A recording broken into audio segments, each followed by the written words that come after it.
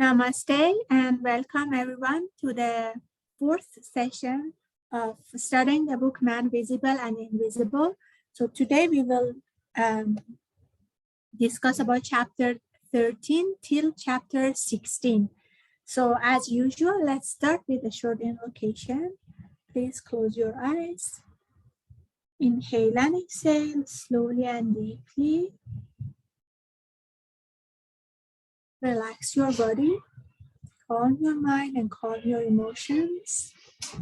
Be aware of your whole body. Visualize your whole body disintegrate and disappear. Any pain and discomfort in your body disintegrate and disappear. All the cells and organs in your body disintegrate and disappear. And what remains is just radiant white light. Inhale slowly and deeply. Exhale slowly and deeply. Inhale and exhale. Now slowly bring your awareness to your thoughts and your emotions. Just observe each and every thought that comes to your mind and fades away. Mentally say, I am not my thoughts. I am not my emotions. Thoughts and emotions are just products of the soul. I am the soul. I am that I am. Visualize all your thoughts and emotions disintegrate and disappear. All your fears, worries, frustrations disintegrate and disappear. And what remains is just brilliant white light. Inhale slowly and deeply. Exhale slowly and deeply. Now bring your awareness higher to your crown chakra and mentally say to the Supreme Being, Divine Father, Divine Mother, to our beloved teacher, Master Shua Hoksui, to Lord Mahavir Jimailing, and all the great ones, all the holy gurus, holy masters, saints, archangels, holy angels, and spiritual helpers. Thank you for all of your priceless blessings, for divine light, divine love, and divine power. Divine guidance, help and protection, inner healing and physical healing, good health and happiness, prosperity and abundance, spirituality and illumination. Thank you in full faith. Inhale slowly, inhale all the blessings. Exhale slowly and be aware of your whole body. Inhale slowly, exhale slowly. Inhale slowly, inhale all the blessings. And exhale slowly. Now please put your two hands in a namaste position in front of your heart. Be aware of the presence of each and every person in this session and mentally say, Namaste, thank you for being here. And when you're comfortable, gently open your eyes with a big smile. So Atma Namaste and welcome everyone to the fourth session. So in the previous session, we discussed about as we get more and more developed, the bodies gain more colors. Like the causal body also initially is like just a soap bubble without any color, gradually develops colors. So chapter 13 starts with colors and their meanings. So let's go through and see what each of these colors mean when clairvoyantly seen in these bodies. So before we can intelligently study the details of these various bodies, we must familiarize ourselves with the general meaning of the various shades of color in them, as shown in our frontispiece. It will be realized that an almost infinite variety is possible in their combination. So as Leadbeater says, I am endeavoring to give as nearly as possible the exact shade which expresses the unmixed emotion whose name is attached to it. But human emotions are hardly ever unmixed. So one thing we discussed is that the colors that are seen clairvoyantly in the astral body, mental body, and so on are very different from the colors in the physical world. But because of lack of instruments to show the same colors as we have in the physical world are shown to represent the colors in the astral world and so on as well. Okay, so if you remember, it was saying that even dark colors is like fire, but it's not like black as we see in the physical world, something like that. Okay, so now these are some thought forms that you see here, like thought form of love, generosity, faithfulness, and so on. But you see different colors repeating in each of them. So we are going to discuss what is color represent. And the book tries to say what each color represents, but because emotions are usually mixed, for example, someone could be love, could experience love and selfishness at the same time, or can experience, for example, devotion and selfishness, or I don't know, courage and anger at the same time. So emotions are mixed, so therefore we don't see the colors, just the color itself. Usually it's mixed with other colors like depression and fear, for example. So anger, for example, is represented by scarlet and love by crimson and rose. Both anger and love are often deeply tinged with selfishness. And just so far as that is the case, will the purity of the respective colors be dimmed by the hard brown gray, which is so characteristic of this voice. Okay, so when we have selfishness, there is a tinge of brown gray color which will be mixed. For example, here is mixed with anger.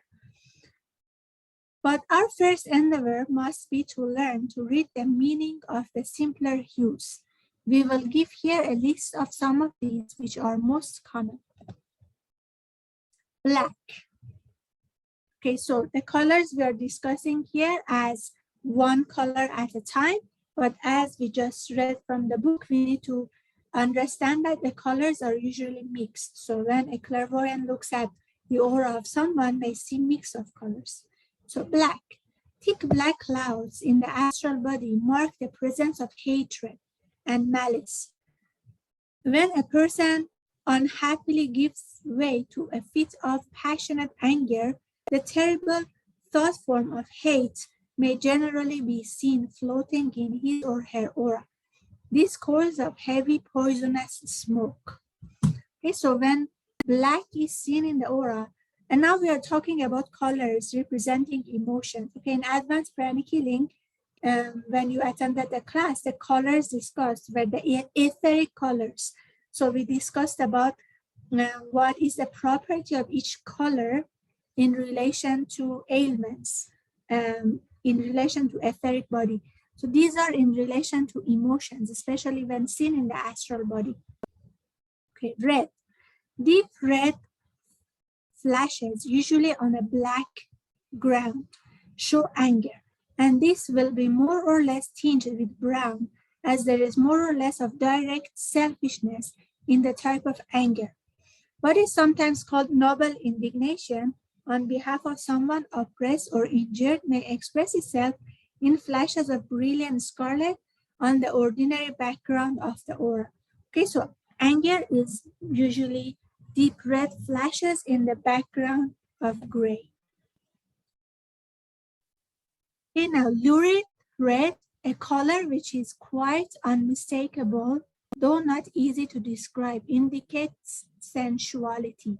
Brown, dull brown red, almost rust color, means avarice, and it usually arranges itself in parallel bars across the astral body, giving a very curious appearance.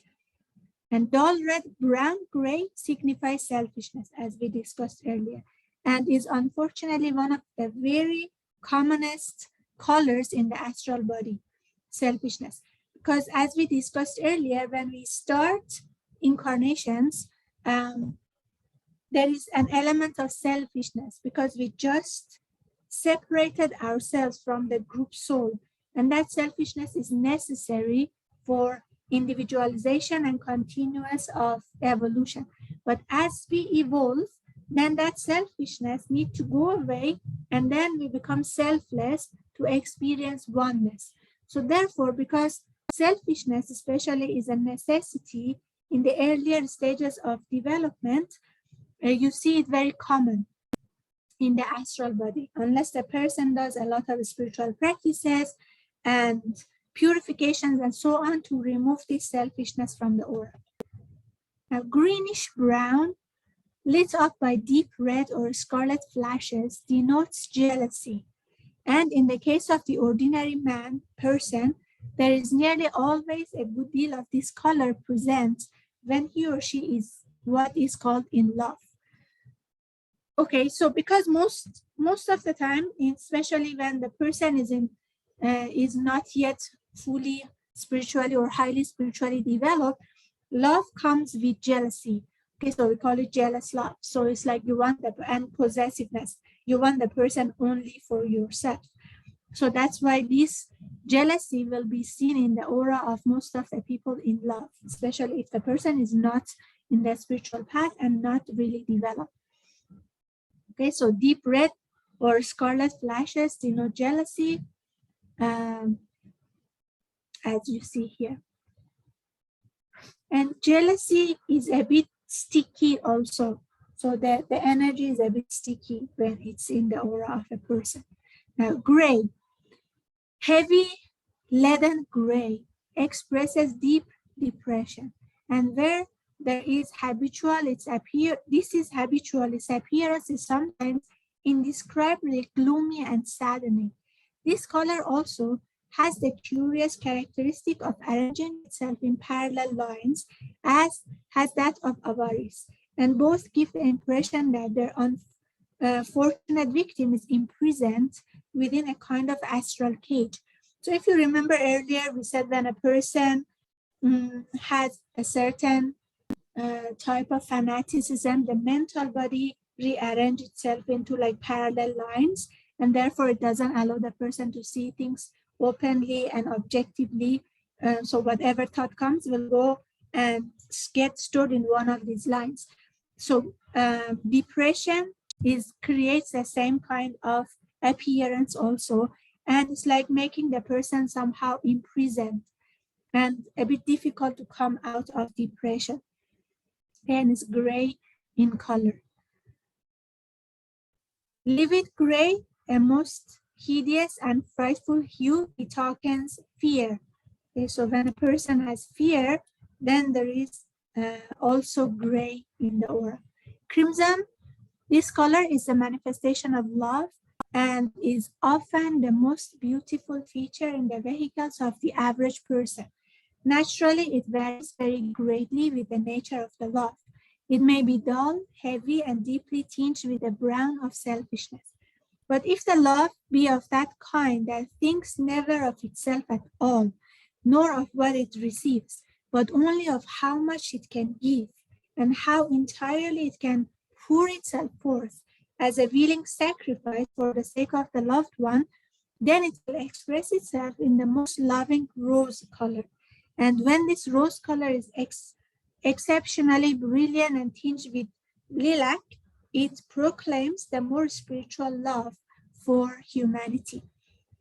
So when the love becomes more unselfish, more selfless, it becomes more rosy in color. But when it's selfish, then there will be also brown of selfishness mixed with it. Orange, this color is always significant of pride or ambition and has almost as many variations as the last mentioned, according to the nature of the pride or the ambition.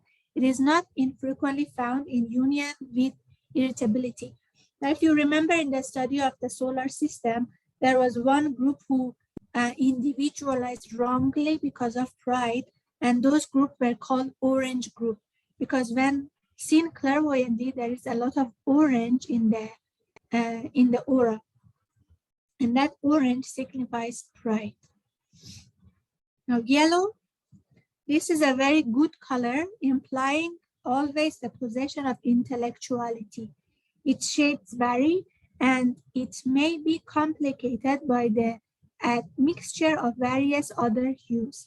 Generally speaking, it has a deeper and duller tint if the intellect is directed chiefly into lower channels, most especially if the objects are selfish. But it becomes brilliantly golden and rises gradually to a beautiful, clear and luminous lemon or primrose yellow as it is addressed to higher and more unselfish objects. Yellow always signifies intellectuality and like thinking. So when the subject of thinking is more unselfish and more higher, the color become more golden or lemon yellow.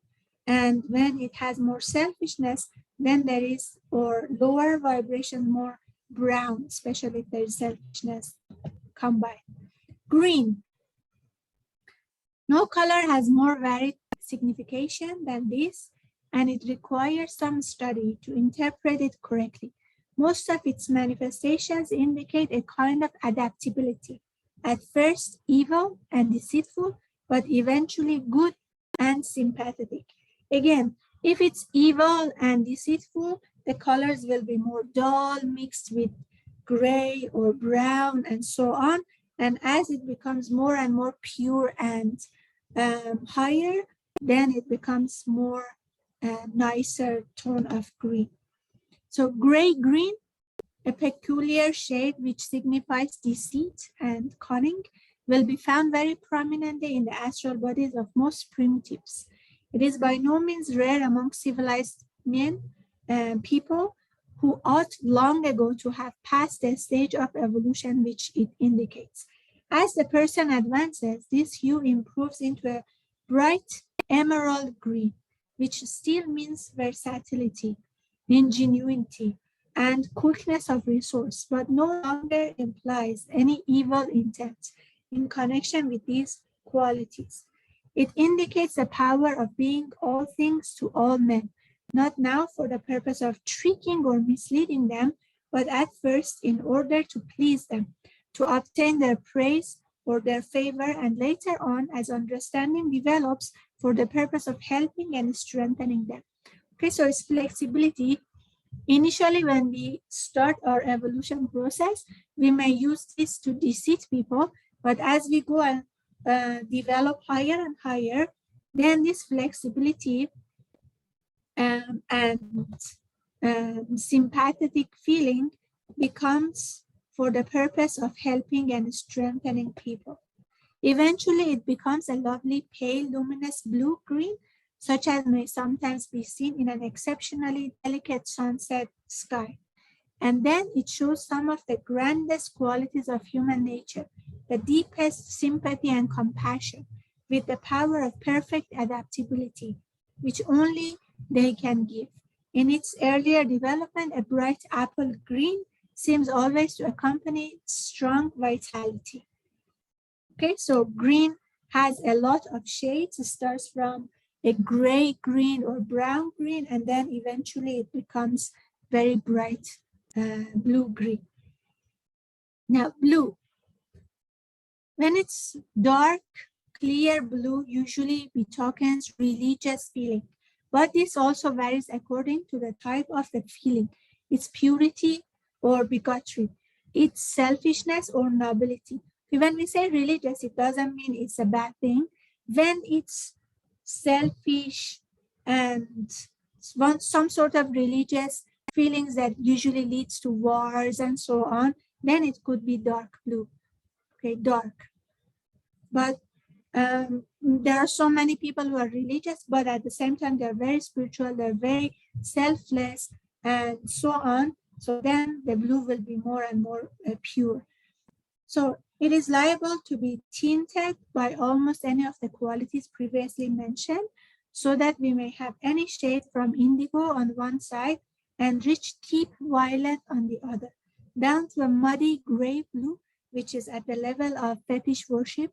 The tint of love or fear, of deceit or of pride may mingle with the hue of religion, and thus there is a wide range of variation observable. Light blue marks devotion to a noble spiritual ideal and gradually rises to a luminous lilac blue, which typifies the higher spirituality and is usually accompanied by sparkling golden stars, representing elevated spiritual aspirations. Okay, and all the colors that was mentioned in the book in one page. So it is easy to understand how almost infinite may be the combinations and modifications of all these hues, so that the most delicate gradation of character of the most evanescent or mingled feeling is expressed with the greatest accuracy. So we know now, based on the book, what each of the colors indicate.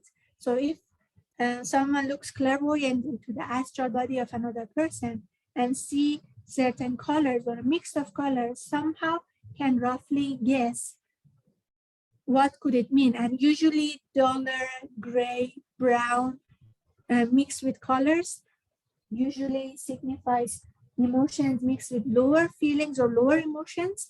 And as they become more brighter and lighter, then they signify more pure feelings. So the general brilliance of the astral body, the comparative definiteness or indefiniteness of its outline, and the relative brightness of the different centers of force are all points which have to be taken into consideration in reading the full meaning of what is seen. Another fact worth mentioning is that developed or developing psychical faculties show them is impossible to picture them with physical hues. The ultraviolet tints denotes the higher and purer developments, while gruesome combinations of the ultra-red reveal the wickedness of the dabbler in evil and selfish forms of magic. So as we discussed, the colors that are seen in the astral body and above are very different from the colors we have in the physical world. So that needs to be taken into consideration. And when we say ultraviolet, in pranic healing, we discuss about electric violet. So it's like, and we say it's a divine color. So it's the same thing. We note the higher and purer developments. Okay, so that was chapter 13 about the colors. Now chapter 14 is the counterparts.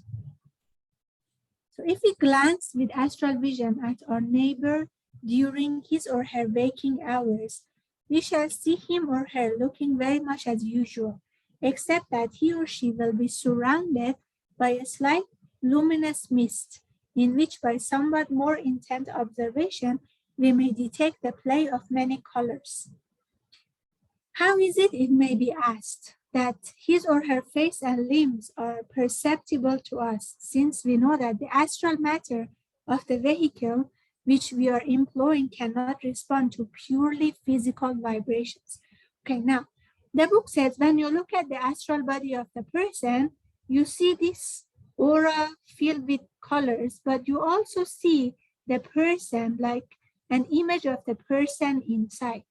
Now, the question is, how come we see an image of a person inside, although we are looking at the astral matter, not the physical matter? And this body should be a physical matter. So the book is going to explain how come it's like that. The reply is that what is visible to us is not his physical body, but its counterpart in astral matter. And we find that even when the person abandons his or her dense earthly form, whether temporarily or in sleep or permanently in death, this counterpart still preserves the same appearance. Let us consider how this happens. Okay, so means if you joined one of our previous talks about life after death, I remember there was a discussion that for a person who has passed away, everything still looks the same. That's why sometimes in the beginning, they don't know that they have passed away. The space, the furniture, everything looks exactly the same. But what they are seeing is the counterpart of the physical objects in the astral world. The only way they realize that what they are seeing is not physical is because the counterpart doesn't decay. Okay, for example, if we have an object that undergoes decay and deteriorating in the physical world, that aging doesn't happen to the astral part. Okay, so when they look at things, they see that nothing changes although time goes by. Now, our physical body also has a counterpart of the astral matter, which is attached to it. So that's why when you look clairvoyantly to the astral body of the person, we see the astral aura, but we also see the counterpart of the physical body in the astral matter as well. This happens when a person passes away or when a person sleeps as well. So if you remember seeing other people in your dreams, especially people who have passed away, like you may have seen your grandma, grandfather, or some of your friends, you may see them as their physical body. Sometimes you may see them younger. That happens, and the book will explain shortly why, but you still see them in their physical form.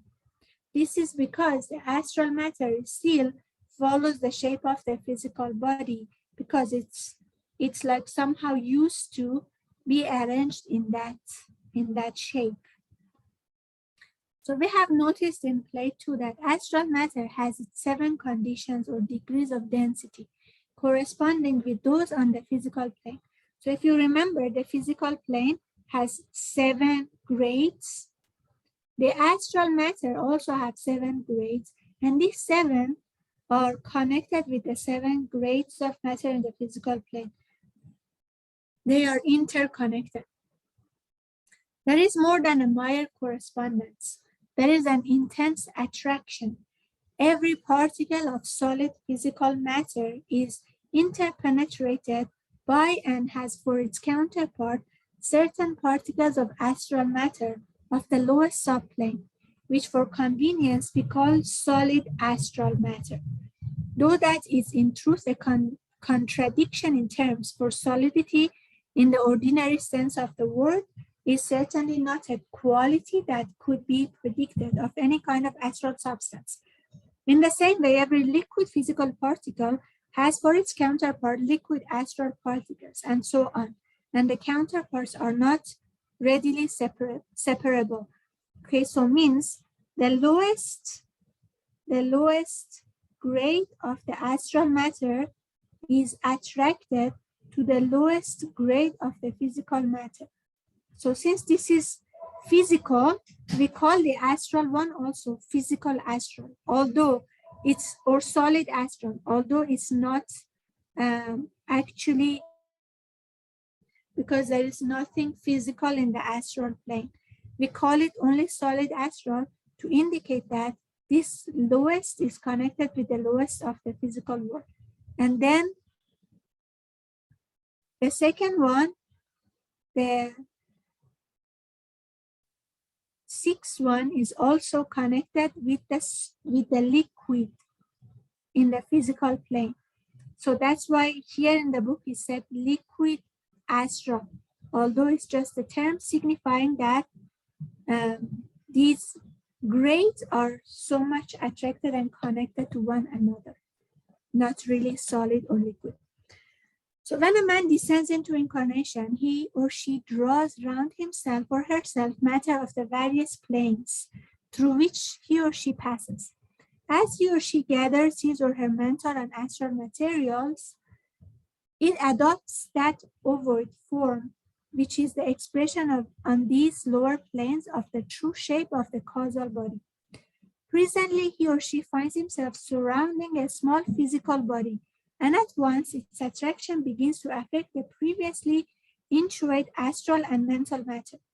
The vehement vibrations of these finer particles do not easily submit themselves to such control, but as the child form grows, its influence steadily increases until the adult has usually over 90% of the matter of his or her astral and mental bodies within the periphery of his or her fleshly tabernacle. So means initially when we are incarnating, First, this astral aura and the mental aura has somehow the form of the causal body, the causal aura. Initially, it's not yet following the shape of the body. For the babies also, it's like that. But as the person starts to become adult and grows, then the attraction starts to begin, and then these particles will be attracted to the particles of the physical body until for an adult, about 90 or over 90% of the astral and mental auras are actually located in the area of the physical body and the rest around it. And that is because of the attraction of those matters to the physical matter. So Leadbeater says, I do not mean that the same particles always stay there, for every one of them is in rapid motion as is constantly passing in and out. But on the whole, that proportion is maintained. Therefore, when with astral sight, we examine a friend, what we really see is a human form of very dense and solid-looking mist surrounded by an egg-shaped cloud of diaphanous mist. And as every feature of the familiar countenance is faithfully reproduced, the person is instantly recognizable. So when we look at a friend, astral body of a friend, because the astral matter are 90% and the mental matter are 90% located in the place of the physical body, we recognize the person because even the shape of the astral aura looks very familiar. Now, nor is this all.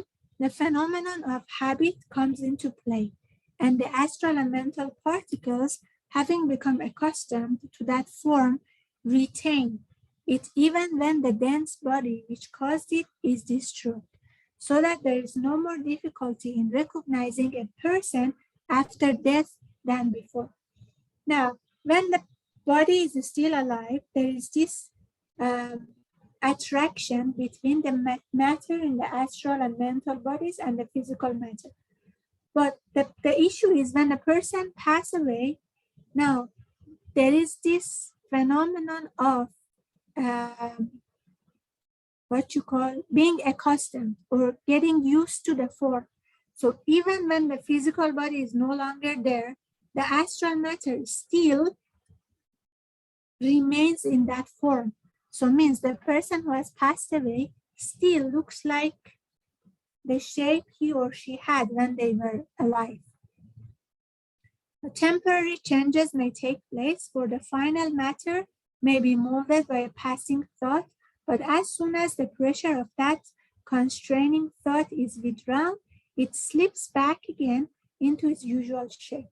So means occasionally when a person is feeling or thinking something extreme, like a person is extremely angry or a person is extremely in love, temporarily the matter of the astral aura rearrange, and the whole astral aura becomes a representation of that feeling or that, that feeling.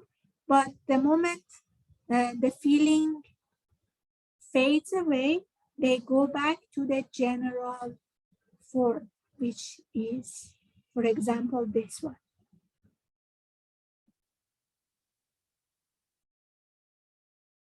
Now, there is a much slighter but more continuous thought influence, which sometimes very gradually produces a considerable change. No person habitually images himself or herself as decrepit, infirm, bowed, or wrinkled. And so, although immediately after death, his or her astral body may accurately reproduce all these characteristics, the unconscious influence of his own thought of himself, slowly brings back to him or her something of the appearance of the prime of life. Okay, now we said that The astral matter follows the shape of the physical matter, but no one likes to see himself or herself as old, wrinkled, bald, and so on. So therefore, when a person passes away, the astral body may change a bit to a younger version of the person, because that is the effect of the thought form that we want to see. Now, in the astral world, we can create any shape we want for ourselves immediately. If you want to be slim, if you want to be tall, if you want to be anything, you can immediately create it for yourself. Okay, so there is this matter of getting used to. So the astral matter is used to the form of the physical matter. So that plays a role. Plus, we want to look at ourselves as a younger version of ourselves. So the influence of that thought will make us look younger as in the early adulthood in the astral world. So that's why also sometimes you see some people who have passed away in the astral form, you may see them younger. You may see them a bit different from their actual age, for example. So this is why a person who shows himself or herself after death as an apparition sometimes impresses his or her friends as looking younger instead of older than when he or she died.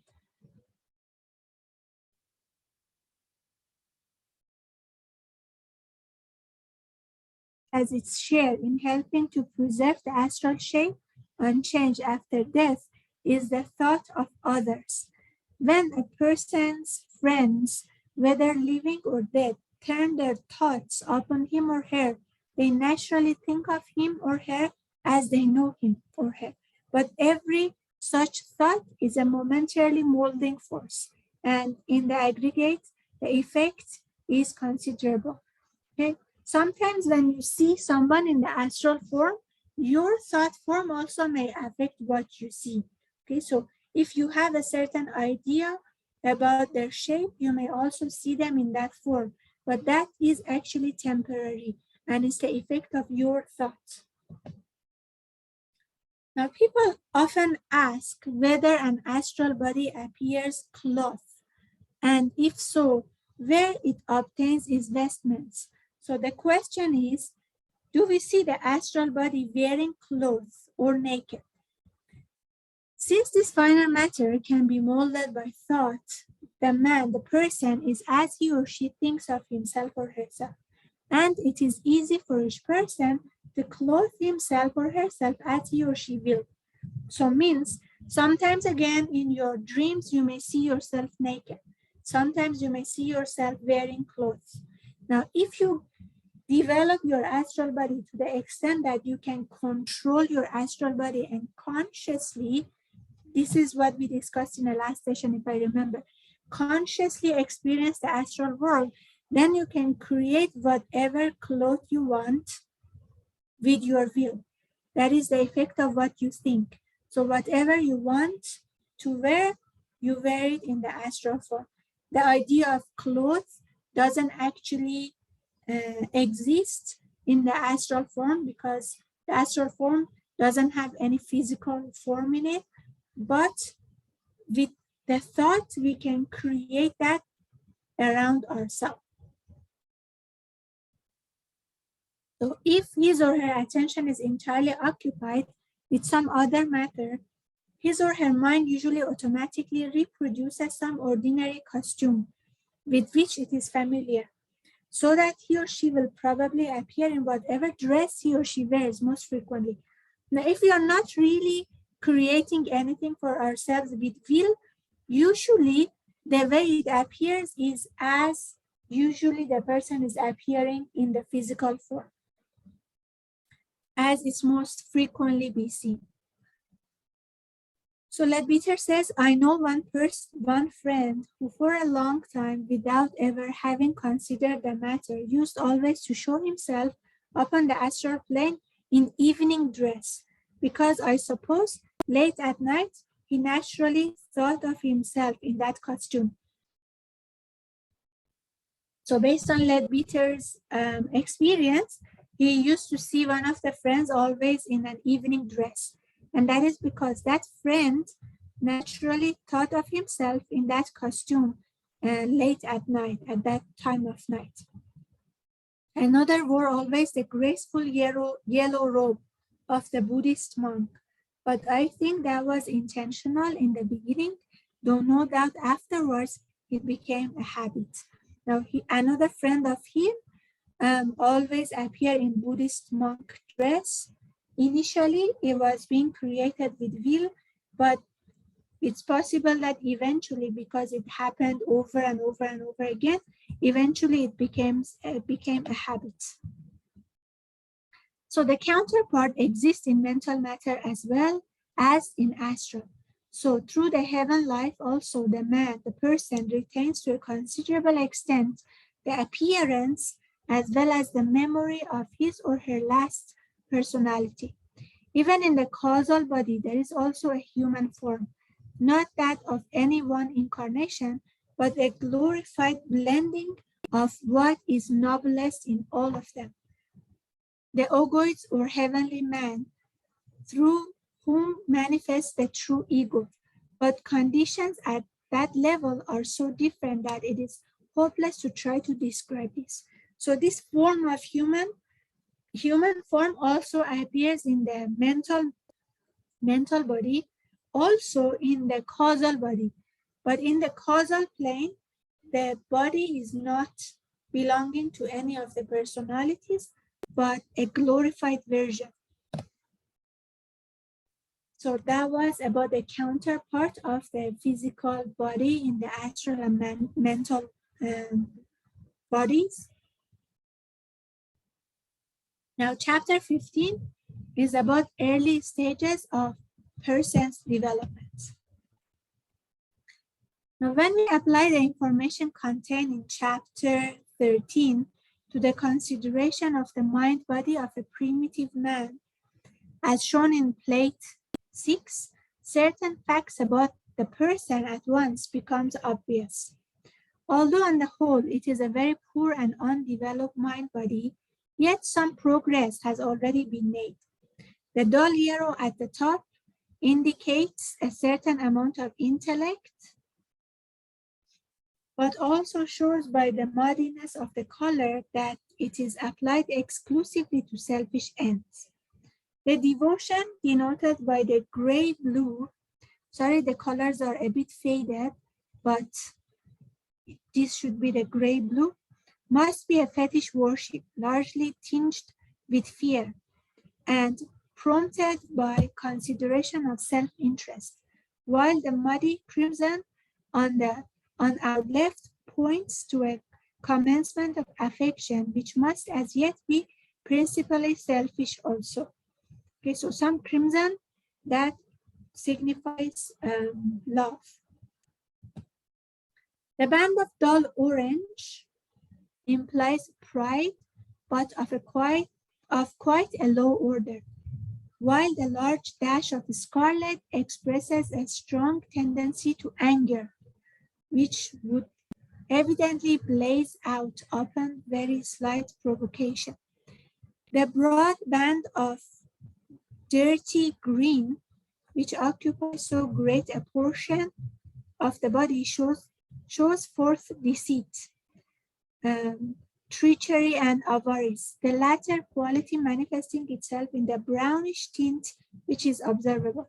So there is some yellow, which signifies intellect, some blue-gray, which is some sort of worship, and some crimson, which signifies love, some,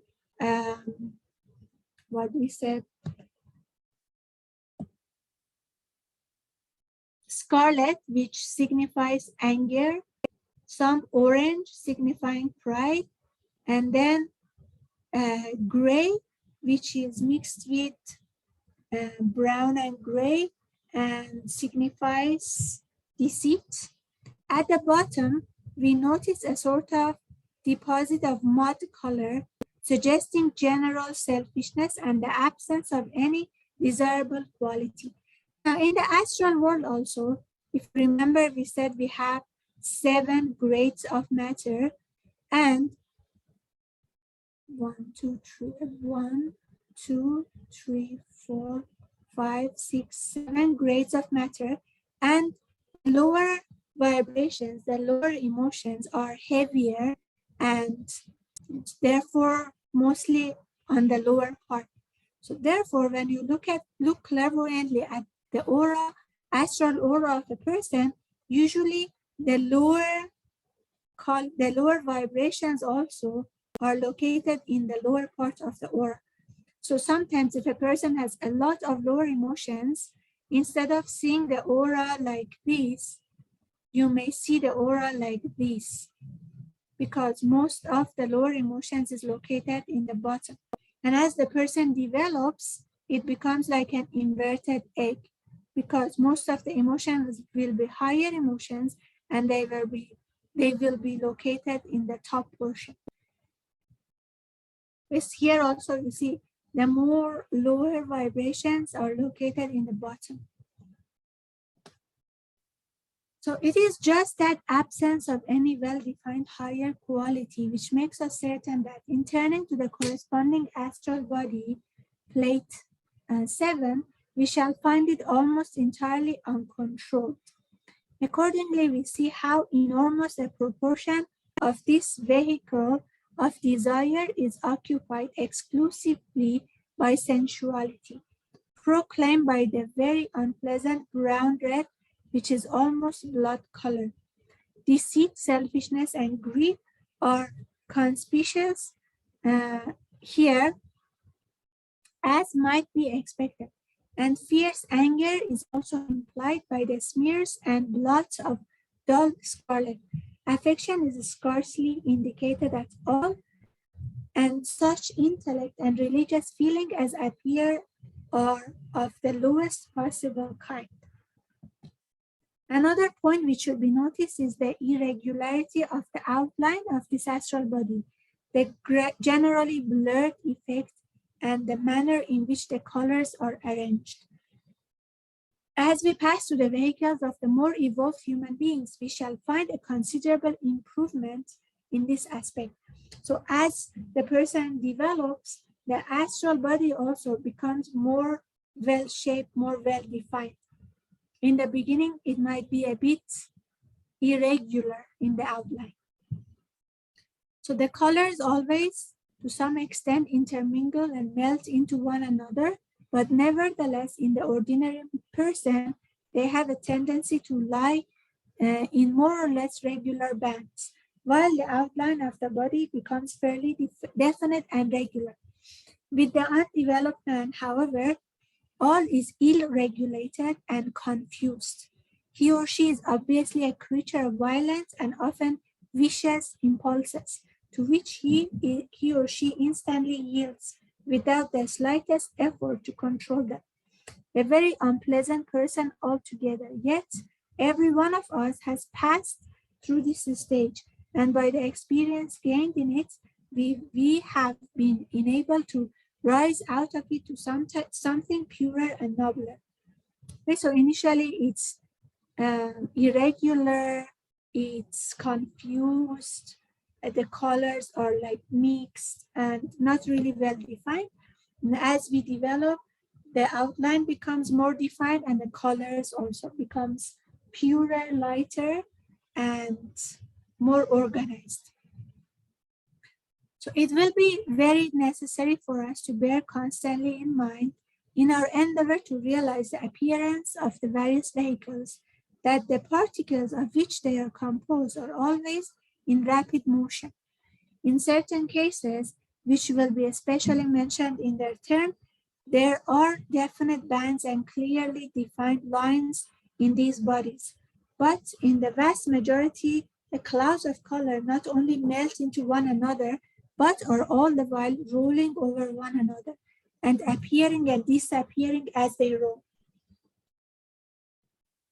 So it means that when a person is not really well developed yet, the emotions keep changing. Therefore, the colors we see in the astral aura also, they keep changing. appearing and disappearing and rolling on each other. The yellow, the rose, and the blue are not always to be found grouped exactly as depicted. Yet in all their whirlings and rollings, they remain near the upper part of the oval.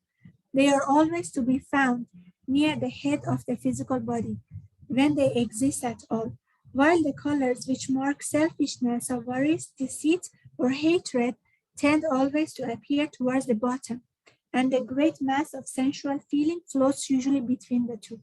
So if you remember, we just discussed that higher emotions are usually appearing on the upper part of the aura, and lower emotions mostly on the lower part of the aura. And then we have some other emotions which is in between. So depending on what sort of emotions are more in the aura, the astral aura may actually change shape a bit, may look like an egg or an inverted egg, depending on the development of the person. Okay, so last chapter to discuss today, we discussed about the primitive person. The second one is the ordinary person. So it's a bit more developed person compared to the previous one. And whatever we see here is just examples of how the aura of, for example, a primitive person may look like, how the aura of an ordinary person may look like, and so on. Now let us examine the average man in the street in order that we may see what advancement has been made and in what way it shows itself in the various vehicles. Looking with appropriate sight at the causal body of such a man, we shall find it at about the degree of development indicated in plate 8. It will be seen that there has been a distinct increase in the content of the great ovoid field. A certain amount of exceedingly delicate and ethereal color now exists within it, though it is still less than half filled. So it means the whole aura is bigger and more filled with colors compared to the previous one, compared to the primitive person.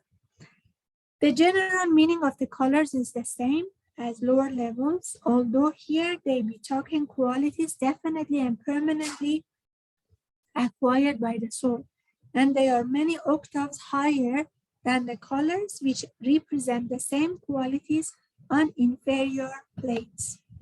It will be seen that something of the higher intellect, something of the power of true devotion and true unselfish love has already been developed within the person, and whatever expression of this may be possible upon the lower planes will be his or her as a kind of stock in trade or inherent quality in every incarnation, which the future holds in store for him or her.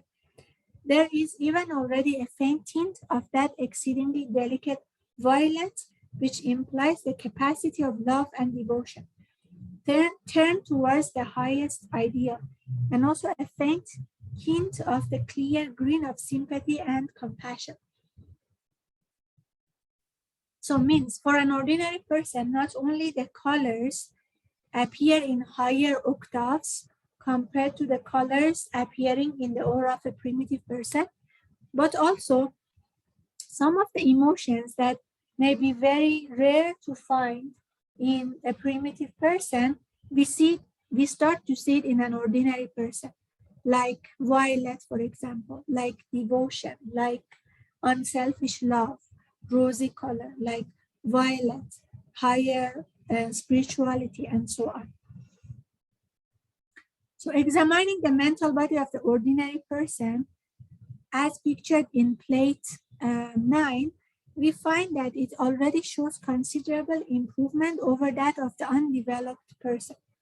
It is not only that there is more in proportion of intellect, love, and devotion, but that all of these characteristics have improved greatly in their quality. Though very far, yet from being perfectly pure, they are certainly far better in tone than those in plate 6. So if you look at the mental body of an ordinary person, we see that the colors have improved a lot in tone is like few octaves higher than before, and certain colors again appearing, like there is more intellect, there is more love, there is more devotion. The proportion of pride is quite as high as before, but at least it is now pride at a higher level. If the person is still proud, it will be rather of such good qualities as he or she imagines himself to possess, than merely of physical preeminence in brute force or in cruelty. There is still a good deal of scarlet, which marks liability to anger, but it is noticeable that it now takes a much lower place in the cloud, which means an improvement in the general quality of the matter of which this mental body is composed. The low type of green in the mental body of the undeveloped person, which denotes deceit, very strongly tinged by avarice and selfishness, required for its vibrations a type of matter denser and coarser than that needed by the scarlet of anger. The decidedly better green, which is exhibited in the mental body of the ordinary person, needs for its vibration matter of a type somewhat less dense than the scarlet, and hence apparently the change of relative position. Okay, so the position of colors change a bit also, and the green also improves in color, is less of a deceit type. The green has now advanced to the suggestion of a certain amount of versatility and adaptability rather than deceit or cunning. A large proportion of the mind is still occupied by the brown of selfishness, selfish tendencies, but even this color will be seen to be a trifle warmer and less green than before. So you see, even the qualities like pride, like selfishness, are a bit higher type of selfishness, higher type of pride compared to a primitive person. Like could be a pride connected to be a good person compared to pride connected with being cruel. So if we now turn to plate 10, we shall find the astral body, which corresponds to the mental body in plate 9. The astral body of the ordinary person. It will be seen that this astral body agrees closely with its mental, though its colors are naturally somewhat coarser, and it contains very decided indications of certain passions which cannot be expressed on the higher plane. Still, it will be found much improved as compared with the astral body on plate 7. There is less of sensuality, though that is still unfortunately one of the most prominent characteristics, but at least it is less utterly brutal and overpowering than it was. Selfishness is still very prominent, and the capability of deceit for personal ends is still undoubtedly present. But already the green seems to be dividing itself into two distinct qualities, showing that mere cunning is gradually becoming adaptability. Okay, so we finished chapter 16.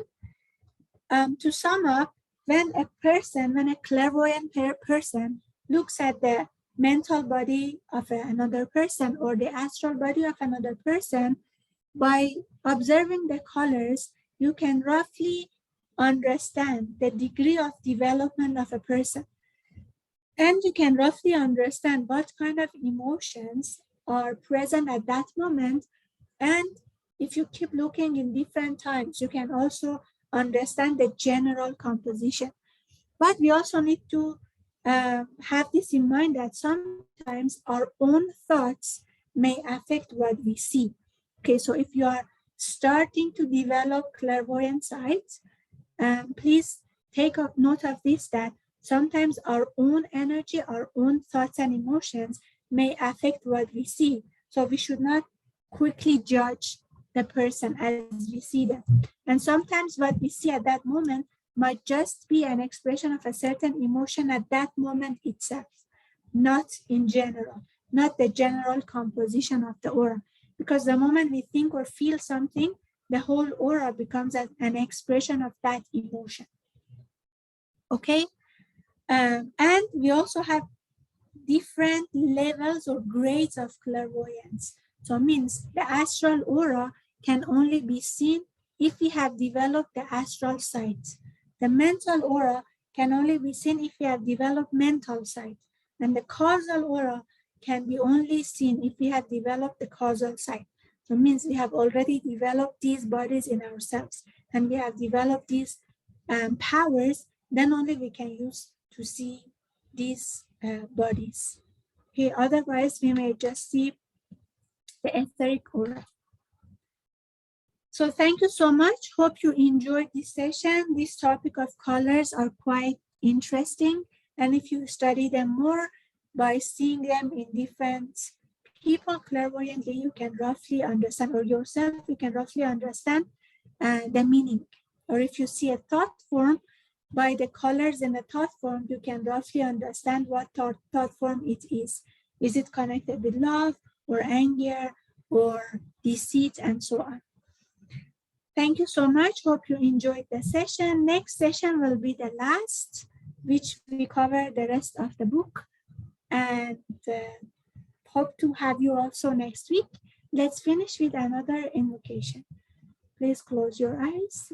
Inhale and exhale slowly and deeply. Relax your body. Calm your mind and calm your emotions.